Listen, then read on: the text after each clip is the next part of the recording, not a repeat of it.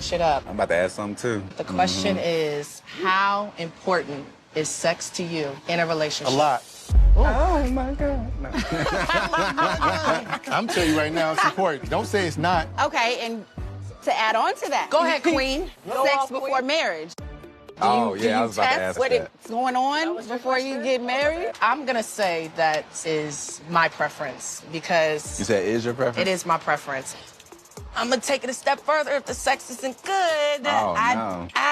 It don't work. It's not going to work. And I'm not about to be wifing somebody that doesn't have good sex game. Really? Come on, sex is important. So you Not would doing never it. like wait at all, like before you actually get married? I would go to counseling and wait. Like, if I would have a period where we're not having sex, definitely. No, you can't have that. I say no. That's seriously no.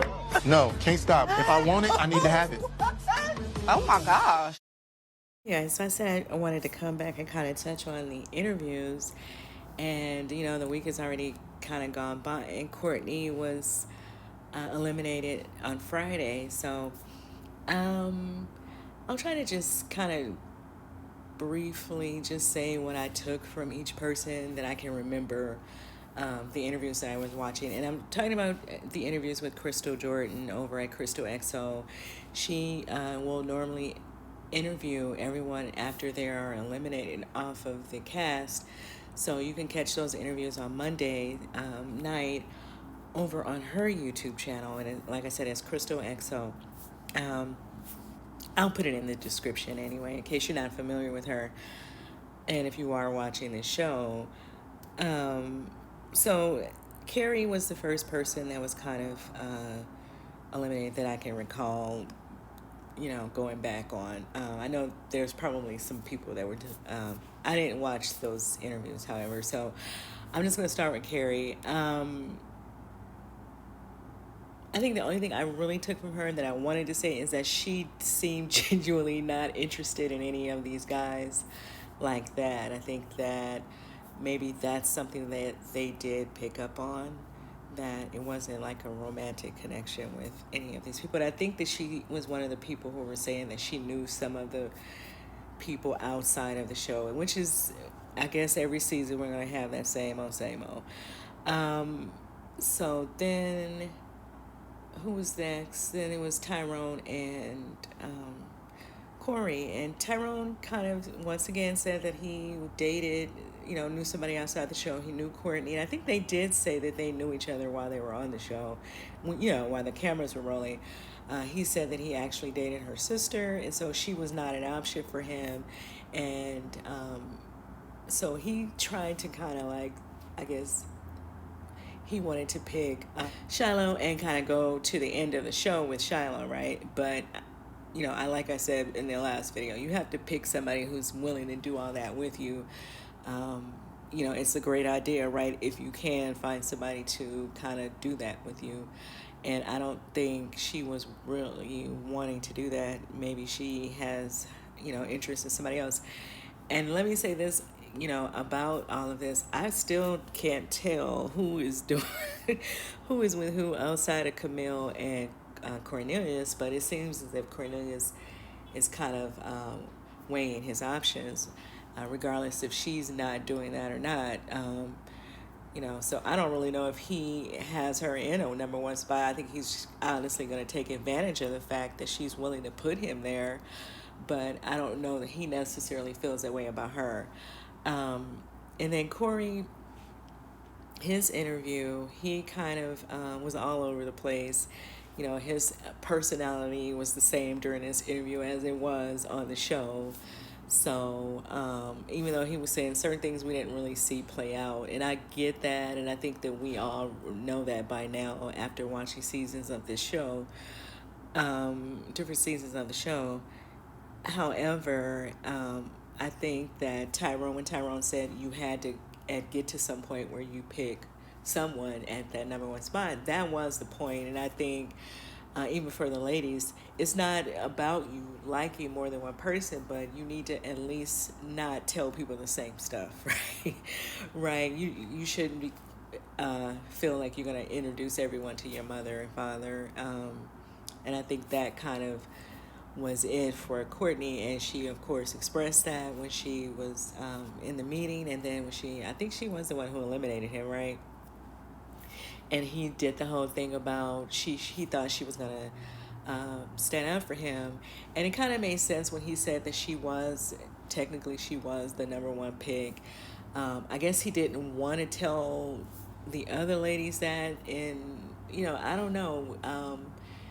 He goes into a meeting with these guys, so I don't understand why he didn't think, how it wasn't crossing his mind that the ladies were going to talk about what they say to them as well. So I was kind of lost over some of the stuff Corey was trying to explain. And then he went into this whole thing about he is the first date king. He is the first date king. So I think he has a YouTube page here if you guys want to check him out. I did an interview a couple days ago with the reality chat with Chris Stahl, because some of you guys already know that I was in Ready to Love, and so we were talking about some of those, what happened on the show and some other things. And she asked me about the $10 date, right? And then you said the date should not be over $8.95. I'm gonna let you make that make sense. And I know some of you guys are thinking, ooh, a $10 date? Oh my God, he's super cheap. That's right. I'm glad they got rid of him. He's super cheap and he a walking red flag. No.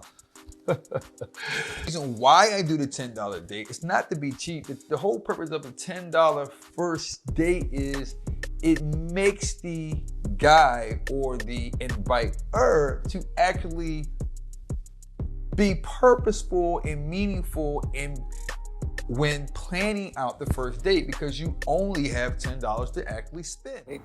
He says it's for men, and if you he need advice on how to set up a first date with someone, he can assist you. He almost sounds like he might be the opposite of Kevin Samuels. Because, Kevin Samuels is trying to hook himself a rich man over there. And, Corey is saying that he can assist you with going on an $8, $9 date or something to that effect. I don't understand why the cost of the date should matter. But I guess he explains all that when you tune into his videos. And I think he was saying to her something about going into city ads to find places to take a person, which means he's talking probably, I guess, like city festivals or, music in the park or whatever. Sometimes you can walk up on some of these things for free. But I don't know. I'm going to have to check out some of his videos to really talk about that. But, then Courtney, she was interviewed on Monday, and she came off a lot more serious than she actually came off on the show. And of course, everyone's always talking about editing, and it's possible. But I think that maybe she's hearing some of the stuff people are saying about her or whatever. And maybe she just wanted to show a more serious side of herself. I don't know. But, the conversation was there about her age. I really am not paying that close attention to these people's age. I know some of them look a little bit more seasoned than others, but I don't really know what the gap is. But I think she is the youngest at 30. And I've said this before, I don't really get why they don't put at least 2 young couples on there, and at least allow them to see if they're going to, hook up or pick the other, right? You get when I'm saying 2 people between the ages of 28 and 35, because it sounds like most of these people are at least 40 years of age, or about to turn 40, or going into their 50s. And so it kind of I don't know. And I think already eliminated. Maybe they're looking at it as if the way she is expressing herself has something to do with her age, as far as feeling like she needs to have an intimate relationship before she gets married. And I would have to say that she's not the only person that felt like that. I feel like people over her, well over her age, also feel that way, men and women. So it just kind of depends on who you are, right? And how important, I guess, that is to you. And I just want to say this, even as Christians, all Christians are not necessarily following certain things as well. So I'm not saying that he was saying that was the only reason he was doing it, but I know he was trying to say because of his faith or something. And I think someone else was on there kind of saying that as well. And then I think Frederick or Fred or whatever his name is was the one saying that he felt the same way as Courtney, but I guess she's not interested in him. So she kind of, explained herself about all of that. Like I said, I don't think that really has anything to do with her age, but I think that maybe the guys may have thought that she was still in like a party phase or something. And she may be, but that still isn't the only reason she's probably saying that. I don't know. What did you guys take from the interview if you were watching it and the episode, the most recent episode? Because I just thought you normally don't see that set up that way. You will see the woman saying that she wants to wait and not the man, even though I think David and Liz both kind of, both had their faith up front, right? Their spirituality up front as far as what they were looking for. But I don't think it's just about religion. I think that people are in probably a phase in their life where they don't want their judgment clouded when they're making decisions about people. And so they want to not have that as a part of, while they're trying to figure out if this person is right for me or good for me. Because, people can get caught up in all of that and not really see what they really need to see in a person. So, because you're so caught up in the physical stuff. So, yeah, that's kind of what I took from her. She seemed a lot more serious. And then she was saying, I think someone else was saying that too.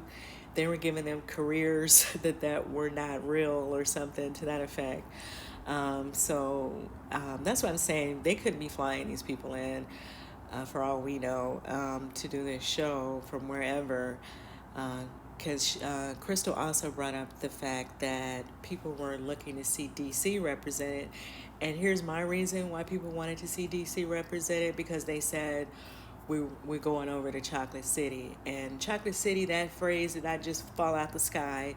There is history and culture that goes along with that, with D.C., and I think people just thought, well, if they don't at least see some parts of the city represented on the show, then they would at least see D.C. natives, right? And that would only make sense to some people. And some people are, they're in a whole different bag with the stuff that they trying to do. And so I guess, it comes off confusing to people who don't have all these hang-ups about diversity and all that stuff. Because that's what he said. It was something about diversity. This is supposed to be a black show. There's no reason that we can't celebrate our culture and, our history or whatever, regardless of where you're from. Because when you're here, you're being viewed as Black America. But I digress. So the last thing I wanted to bring up was, I don't know if I brought this up last week or not in that other video, but there is a lady that's on the interview here on YouTube where someone interviewed someone saying that she was Carrington's girlfriend. If you guys remember Carrington, I think he was maybe he was the second guy eliminated. But he said that he could not have cheated on a girlfriend because he never had one. Well, someone's saying that she was his girlfriend. She was in a committed relationship with him. So if you want to watch that, that's here on YouTube as well. Yeah, it's a lot of confusing stuff going on around the show, but I digress. Let me know what you guys thought about Courtney getting eliminated this week and the reasons why she was eliminated. And exactly what does a $10 date look like to you? Like, if someone said, we'll give you $10 to set up a date with a complete stranger, where would you take them? Let me know in the comments. And if you feel like you're someone who just can't figure it out, I guess we can all go over to the First Date King and get some tips over there. And his YouTube, I believe he has a YouTube channel. He also has an Instagram page. But let me know what you guys think about the show so far. Who do you see as a connection? Who do you think look like they're making a connection? I personally cannot tell still, even at this point. I think, I don't even know if Camille is going to still be on the show long enough for us to really see her and Cornelius make it to the end, but they might. I don't know. Let me know what you guys think, and I'll see you in the next video. Bye.